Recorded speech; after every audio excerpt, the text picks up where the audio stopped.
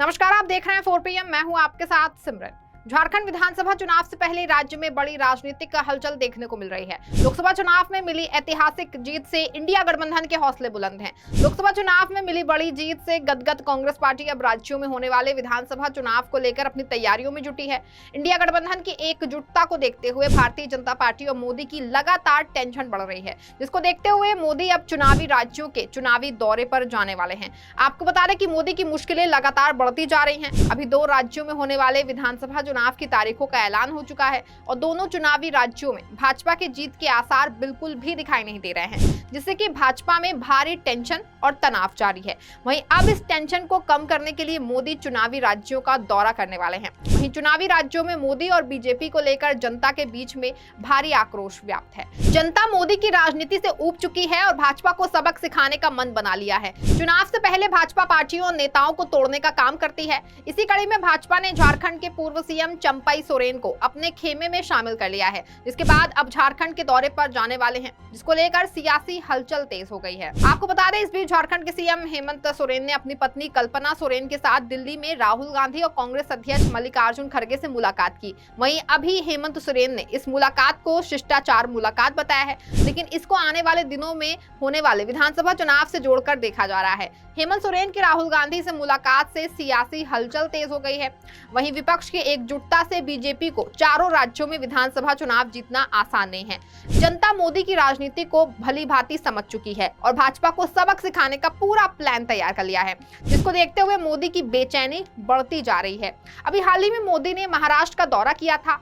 आपको बता दें कि महाराष्ट्र में विपक्ष छत्रपति महाराज की प्रतिमा ढह जाने को लेकर मोर्चा खोल रखा है और महाराष्ट्र की जनता के बीच मोदी और महायुति को लेकर आक्रोश व्याप्त है, जिसको देखते हुए मोदी ने जनता से माफी भी मांगी थी, लेकिन मोदी के माफी का जनता के ऊपर कोई खास प्रभाव नहीं पड़ा है। वहीं महाराष्ट्र में जारी विवाद के बीच एक नया विवाद फिर से खड़ा हो गया है और भाजपा के कद्दावर नेता और पूर्व सीएम नारायण राणे के बेटे ने मुसलमानों को लेकर विवादित बयान दिया है, जिससे कि महाराष्ट्र राजनीति में एक बार फिर से भूचाल आ गया है। आपको बता दें कि मोदी 2014 में सत्ता में आने से पहले विपक्ष को लेकर तमाम तरह की अनर्गल बातें किया करते थे कि विपक्ष ने जनता के हकों को मारा है, विपक्ष ने देश को गर्त में पहुंचाने का काम किया है। लेकिन 2014 में सत्ता में आने के बाद से मोदी की सभी बयानबाजी धरी की धरी रह गई और मोदी ने जनता से किए गए सभी वादे जो हैं वो कुछ पूरे ही नहीं किए। देश के युवाओं को रोजगार देने में भाजपा सरकार अपने कार्यकाल के दौरान पूरी तरह से विफल साबित रही है।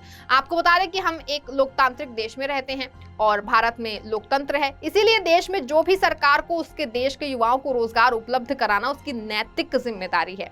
वहीं पिछले लगातार 10 सालों से देश में भाजपा की सरकार है। नरेंद्र मोदी देश के प्रधानमंत्री हैं और उनके युवाओं को रोजगार देना नैतिक जिम्मेदारी है, लेकिन सत्ता के हुक्मरानों को सिर्फ अपनी कुर्सी से मतलब है, उनको देश की जनता से कोई सरोकार ही नहीं है।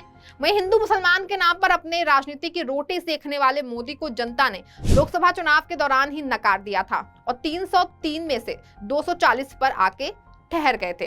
इसके बाद अपने सहयोगी दलों की कृपा से मोदी तीसरी बार प्रधानमंत्री तो बन गए, लेकिन उनकी आदतों और क्रियाकलापों में कोई भी बदलाव नहीं आया। इसके चलते राज्यों के चुनावों में देश की जनता ने मोदी और भाजपा को पूरी तरह से नकारने का मन बना लिया है। कहा जाता है कि जिस पेड़ की जड़ ही खराब हो वो पेड़ अच्छे फल कहां से देगा। ये लाइन मोदी की राजनीति पर सटीक बैठती है।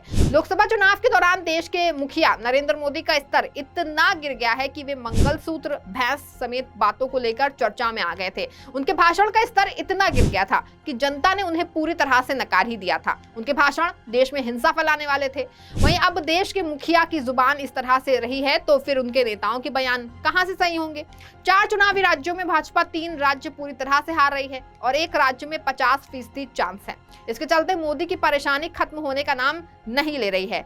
इस बीच हेमंत सोरेन की राहुल गांधी से मुलाकात ने मोदी की परेशानी को और बढ़ा दिया है। बता दें कि मोदी के झारखंड के प्रस्तावित दौरे से पहले मुख्यमंत्री हेमंत सोरेन ने राहुल गांधी और मल्लिकार्जुन खड़गे से मुलाकात की है।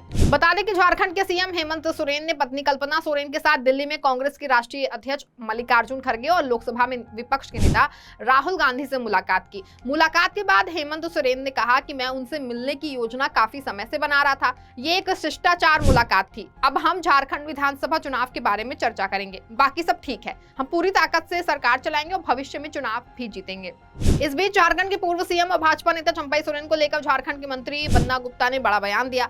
उन्होंने कहा कि झामुमो के लोग चंपाई सोरेन को बाघ कहते थे, लेकिन भाजपा ने उन्हें पिंजरे में बंद कर दिया और उन्हें सर्कस का शेर बना दिया और अब उन्हें वहां आजादी नहीं मिल सकती। भाजपा की वॉशिंग मशीन में नहाने के बाद लोग पवित्र हो जाते हैं। उनके साथ जुड़ने वाले अब भ्रष्ट नहीं रह जाते और ईमानदार हो जाते हैं। इससे पहले राहुल और खड़गे से हेमंत की मुलाकात झारखंड के पूर्व मुख्यमंत्री चंपाई सोरेन के भाजपा में शामिल होने के कुछ दिनों बाद हुई है और उन्होंने पार्टी की मौजूदा कार्यशैली से असंतुष्ट होने और कठोर अपमान का हवाला देते हुए झामुमो से इस्तीफा दे दिया था। बैठक के दौरान कांग्रेस महासचिव के वेणुगोपाल और सोरेन की पत्नी कल्पना सोरेन भी मौजूद थी। हालांकि हेमंत सोरेन ने इस मुलाकात को शिष्टाचार भेंट बताया, लेकिन अटकलें हैं कि इस साल के अंत में होने वाले विधानसभा चुनावों की तैयारियों पर चर्चा हुई। हेमंत सोरेन के इस्तीफे और उसके बाद मनी लॉन्ड्रिंग मामले में प्रवर्तन निदेशालय द्वारा गिरफ्तारी के बाद 2 फरवरी को चंपाई सोरेन को मुख्यमंत्री नियुक्त किया गया था और उन्होंने 3 जुलाई को पद छोड़ दिया था। इसके बाद हेमंत सोरेन के लिए जमानत मिलने के बाद 4 जुलाई के बाद पदभार संभालने का रास्ता साफ हो गया था। आपको बता दें कि कांग्रेस और झामुमो राज्य में गठबंधन सरकार का हिस्सा है। गौरतलब है कि झारखंड सीएम हेमंत सोरेन और राहुल गांधी की मुलाकात मल्लिकार्जुन खड़गे के दिल्ली स्थित आवास पर हुई। इस बैठक में तीनों के बीच लंबी चर्चा की गई। हालांकि जेएमएम प्रमुख ने बताया कि ये एक शिष्टाचार भेंट थी। वहीं झारखंड के मुख्यमंत्री हेमंत सोरेन ने दावा किया है कि जल्द ही राज्य में सिपाही भर्ती परीक्षा कराई जाएगी और युवाओं के लिए नौकरी के मौके उपलब्ध कराए जाएंगे। आपको बता दें कि झारखंड में आगामी विधानसभा चुनाव 2024 को लेकर तैयारियां तेज हो चुकी हैं। राज्य के पूर्व सीएम और जेएमएम के दिग्गज नेता चंपाई सोरेन भाजपा के साथ चुके हैं। वहीं प्रधानमंत्री नरेंद्र मोदी ने भी झारखंड की यात्रा का फैसला किया है। जानकारी के मुताबिक पीएम मोदी आगामी 15 सितंबर की तारीख को झारखंड के दौरे पर जाएंगे। बता दें कि पीएम मोदी के झारखंड दौरे को लेकर असम के मुख्यमंत्री हेमंत बिस्वा शर्मा ने सोमवार को जानकारी साझा की और उन्होंने बताया कि प्रधानमंत्री नरेंद्र मोदी 15 सितंबर 2024 को जमशेदपुर आएंगे और इस्पात नगरी में सरकारी के साथ साथ राजनीतिक कार्यक्रमों में भी भाग लेंगे। बता दें कि असम सीएम हेमंत झारखंड में भारतीय जनता पार्टी के चुनाव सह प्रभारी हैं। हेमंत सोरेन की पार्टी झामुमो से निष्कासित नेता लोबिन हेम्ब्रम ने भारतीय जनता पार्टी की सदस्यता ग्रहण की है। बता दें कि लोबिन को इस साल की शुरुआत में जेएमएम से 6 साल के लिए निष्कासित कर दिया गया था। पूर्व सीएम मधु कोड़ा भी प्रदेश बीजेपी अध्यक्ष बाबूलाल मरांडी और पूर्व सीएम चंपाई सोरेन के साथ मंच पर मौजूद रहे। बता दें कि उनकी पत्नी गीता कोड़ा भी इस साल की शुरुआत में कांग्रेस छोड़कर भाजपा में शामिल हुई थी। बता दें कि असम के सीएम हेमंत बिस्वा शर्मा ने पार्टी की चुनाव समिति की पहली बैठक में भाग लिया और इसके बाद संवाददाताओं से बातचीत के दौरान पीएम मोदी के दौरे के बारे में जानकारी दी है और उन्होंने बताया कि उन्होंने कहा कि हमने उम्मीदवार चयन प्रक्रिया की अवधि बढ़ा दी है। शर्मा ने कहा कि बैठक में प्रस्तावित परिवर्तन संकल्प यात्रा की रूपरेखा को भी आकार दिया गया। आपको बता दें, कहा जाता है कि डूबी नाव को तिनके का सहारा जो है वो काफी होता है। वहीं भाजपा अपनी डूबती नाव को बचाने के लिए तिनकों का सहारा ले रही है और पार्टियों के द्वारा निकाले गए लोगों को अपने खेमे में शामिल कर रही है और इन्हीं तिनकों के सहारे राज्यों के चुनाव को जीतने की कोशिश कर रहे हैं। अब देखना होगा कि ये तिनके भाजपा को कितनी ऊंचाई तक लेके जाते हैं। इस खबर में फिलहाल बस इतना ही। ऐसी तमाम खबरों के लिए बने रहें और जुड़े रहें 4PM के साथ। धन्यवाद।